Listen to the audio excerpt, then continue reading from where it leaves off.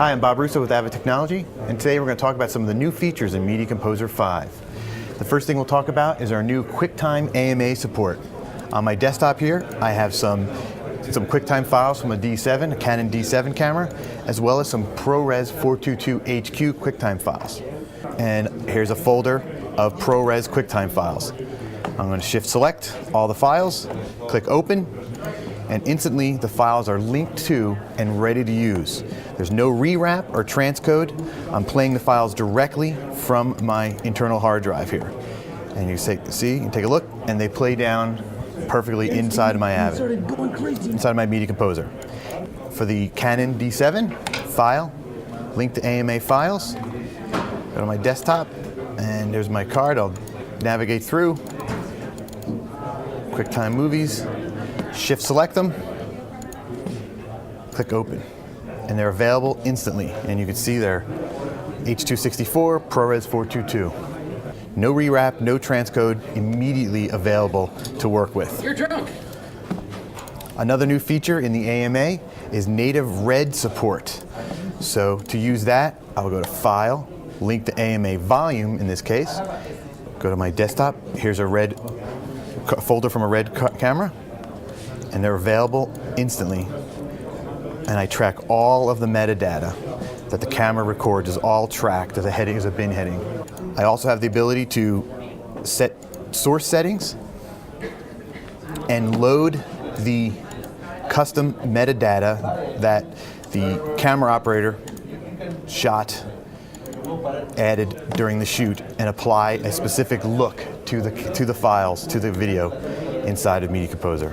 We have new timeline enhancements. So we've added a new feature called the Smart Tool. This is very much like the Smart Tool that's available inside of Pro Tools. And if I go to my timeline here, you can see that if I'm at the top of the clip, I'm in overwrite. I can actually drag and drop and move the clip straight away. Same thing if I'm on sort of the bottom of the clip, I have insert, and I can drag, and it'll actually reshuffle the clips around. The trim works the same way. If I'm up on the top, I have trim, I'm trimming left, right? And from the bottom, I'm doing a splice in trim, insert trim.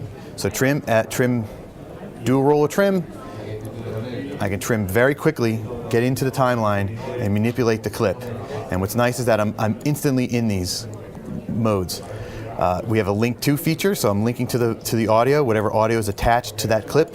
I link to all that audio, and I can move it around. Another new feature is the real-time audio suite plugins. So if I take a look at this clip, an example, and if I play it down, I can come here over to this part of right here, and I have an insert, and I can insert 5 real-time audio suite plugins.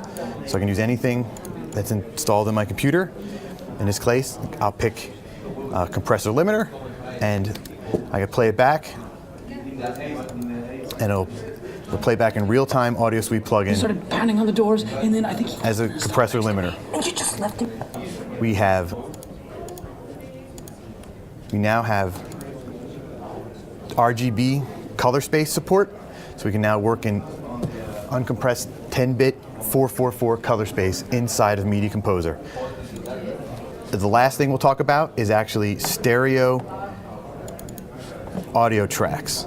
If you take a look at my timeline right here, I now have the ability to actually add stereo audio tracks. So I go clip, new stereo audio track. So if you have a stereo track, keeps your audio in sync. You no longer have to use 2 audio tracks for a stereo audio. And that's some of the new features in Media Composer 5. Thanks so much.